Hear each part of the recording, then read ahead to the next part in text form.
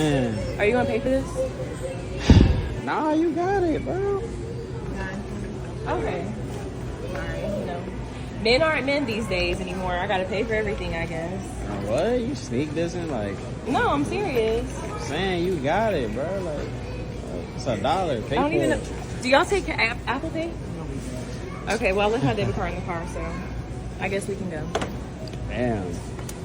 We kick off with a couple at Walmart clashing over who should pay for a small purchase, literally $1 or so. The girlfriend clearly expects her man to step up, but he casually refuses. Right away, we see resentment building. Let's read this next comment. Girl, if you don't see that this is a sign, I don't know what will. I'm sorry if it was like $100. I would be like, okay, maybe he doesn't have it. This commenter basically suggests that if he can't even pay $1 without making drama, it's a red flag. But we also have to consider how she's talking to him. Calling men worthless over $1 is intense. Money arguments often reveal bigger relationship issues, like respect and partnership. Maybe if I had a real gentleman, you know, he would have just paid for it, but whatever. Thank you. Bro, so You just embarrassed me. why you don't got your card? Because I left it in the car. Why you can't be my man and make sure I got all my stuff? You just made me embarrass myself. Now you talking about your man. Just a couple seconds ago, you was arguing with me and doing all this extra shit. Okay, because you stay doing little stuff. I don't understand. Bro. All right, bro. Like, it's cool, bro. I'm not tripping, bro. Like, Okay. You're not tripping. you just don't got an orange juice. Okay. You just made me embarrass myself in Walmart. I didn't make you do nothing. The tension escalates. He's calling her bro, mocking her about orange juice, and she's complaining he humiliates her in public. This is no longer about the price tag. It's about feeling disrespected. Now, let's hear 2 more comments. What the hell is wrong with men? What the hell is wrong with women thinking they don't have to pay for shit? My man is my partner and we're equal in every way. If a dude is calling his lady bro, drop him. Pay your own way. Women should be independent. You took the attitude, it's his responsibility. It's not. Next time, ask nice. Don't assume it's his duty. We see 2 angles. One says both partners should contribute equally. Forget the idea that men must always pay. The other highlights a deeper disrespect. He's calling her bro, which suggests they've lost that romantic vibe. Men, if you're with someone who demands you pay for everything but also insults you, that's a recipe for long-term conflict. Yes, you did. You don't got your card. That's on you. Okay, so why you couldn't pay for I it? don't gotta pay for your shit. Yeah, you broke. I'm broke. You broke. All right, if I'm broke, then stop talking to me then. Stop. Yeah. So you want to be with somebody else? I didn't say that, but I'm saying you calling me broke. So why you fucking with me? Why am I? Yeah, exactly. Everything is just mid. over Everything mid. Yeah. Shawty, stop playing with me. You I'm mid. What you talking about? I'm you serious. Mid. I'm serious. You're mid. I'm Look at serious. you. Look at you. You mid. Oh, look at me. Yeah. Oh, you looking at what? me? Yo, niggas looking at me? What? Hey, Shawty, stop. Hey, Shawty. I'm not playing. Hey, I'm not playing. Stop playing with me, You Shawty. not Real playing. live. Yeah. You gonna make me real Mid live do what? some shit Mid I what? regret. Mid what? You gonna make me do some shit I real live regret Yeah, right now. okay. Stop playing with me, Like fool. what? Stop playing Like with pay me. for something? Stop playing with me. Don't So, touch me. Watch Don't out, touch Shawty. me. Nah, who you? What you mean? Yo, my men looking at my First friends of all, looking boy, at I you. will have My one of your friends- mans come stick you up right now. One of Bro, your stop mans. playing. I'm not What? playing with you. You know who I am. Move. Watch out. You're not I'm getting not in the playing car. with you. You're not getting in the car. Why? What you talking about? Because you just disrespecting me. You gonna learn to stop disrespecting me in public, real live. You There's just people out here embarrassed and me all at the that. cash register. I'm sitting up there trying to buy some tea tree oil for my hair. I can't even get it because you don't All have right, that you card. ain't got $5. The fuck you broke? No, I don't have $5. You don't have $5? What? Man, move. Just get your card, go back in there, pay your little $5 for the little shit or whatever you was trying to Yeah, get. where's my card? Like, what's up? Like, why you acting like a nigga gotta pay for everything for you? What do you pay for? I gotta pay for everything? You don't even be paying for I gotta nothing. pay for everything? Then he back. God damn. You don't be paying for nothing. That shit crazy. Go pay for that shit. Yourself is $3. You don't be paying for nothing. It's $3. Go You don't pay know for what it. It was Go pay for $7. it. It wasn't $3. It was $7. You keep talking about you talking about my friends want you. What you mean my friends want you? Why you worry about Stop playing it? with Why me, you worry Shawty. about it? I'm mid, right? Why you care? You is Let mid. him You hit is this Reggie. mid. Okay. Now they're trading insults about who's really broke. Men, pay attention. Finances can be a pressure point, especially if respect is already missing. If your partner labels you broke over small amounts, ask yourself if this dynamic is healthy. Let's see one more comment. This man needs to go, period. Do not let any man put his hands on you like that. Disrespectful as hell. It's not about the money. He is not treating you with respect. Nope. The final comment emphasizes that it's less about finances and more about disrespect, especially if there's a hint of physical or emotional intimidation. Arguing over a buck might look silly, but deeper issues often lurk underneath. Let's move on. I'm not joking right now. You came out to eat and you ate $20 worth of food. Am I right or am I wrong? Okay. Well, you want me to order did some you or food? did you I not didn't even eat? order dessert. You want me ordered to the go order bowl dessert? and you ordered the hash browns. And that's Yes. $18.75. Look it. A bowl. $18.75 with taxes. It was $3.86, so I'm just breaking it down, split that up. $3.86, half of that is almost $2.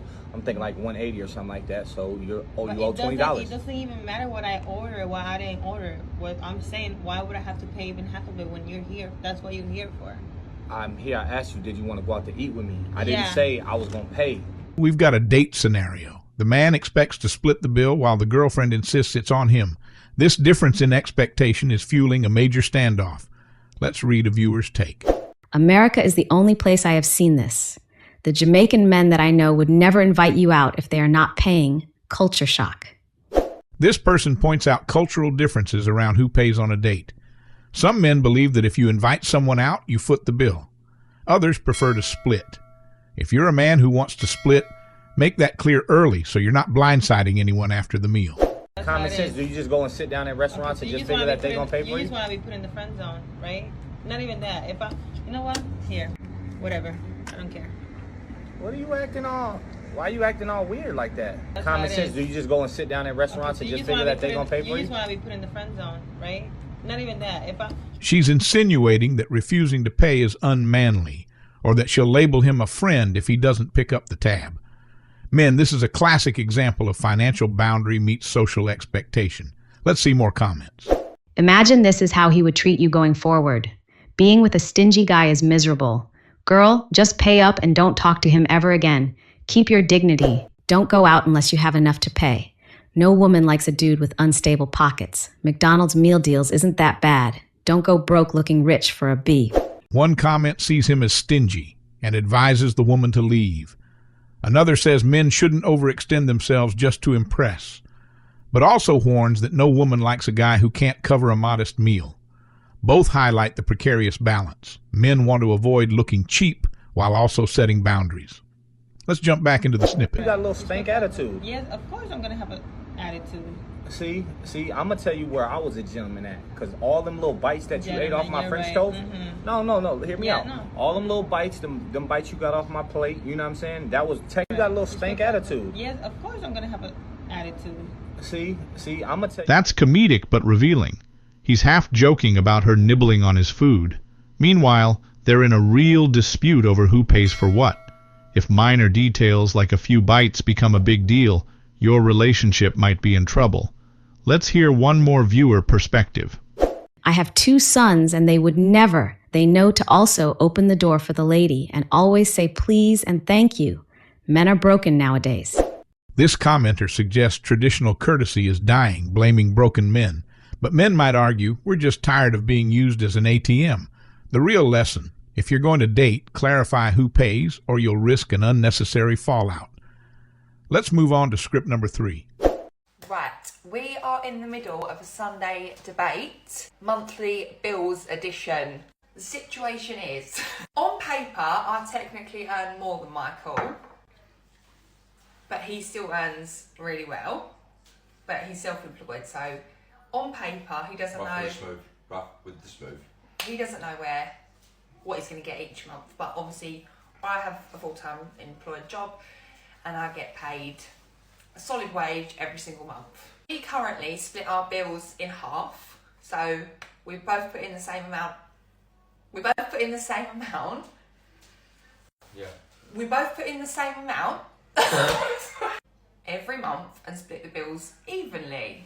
However, I work 5 days, but I'm ready to take them to the childminders. Most mornings you do the occasional morning, but you have to leave early. I pick them up most days. I also do all the cooking, all the cleaning, the washing, the maintaining of the house. Is it fair that we're splitting the bills 50-50? Script number 3 is a different but equally messy money situation. A wife complains she does 80% of household and childcare duties, yet the bills are split 50-50. Let's read a comment. I genuinely don't know how couples work through the splitting bills debate. We just have a joint bank account, and everything goes in there from both of us. No splitting, just one pot. That's a straightforward approach, but not everyone is comfortable pooling finances 100%. For men, deciding whether to merge everything or keep it separate is personal. However, ignoring your partner's workload can build resentment quickly. What do you think? What do you think? I think it's very fair. You think it's fair? I think it's very fair. I do enough. It's hard for me to do what she does, because everything she does, if I do it, she goes back on it and does it again. Yes. He basically claims that whenever he tries to help, she redoes the chores. This can be weaponized incompetence or simply different standards.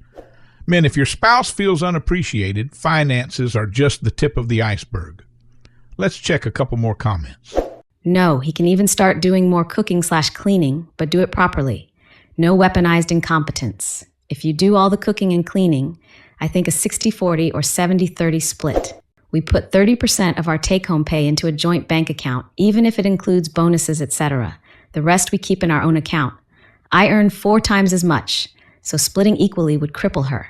The first suggests rebalancing finances if chores are uneven.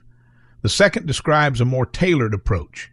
Each partner contributes a percentage of income rather than a flat 50-50, especially if earnings differ significantly.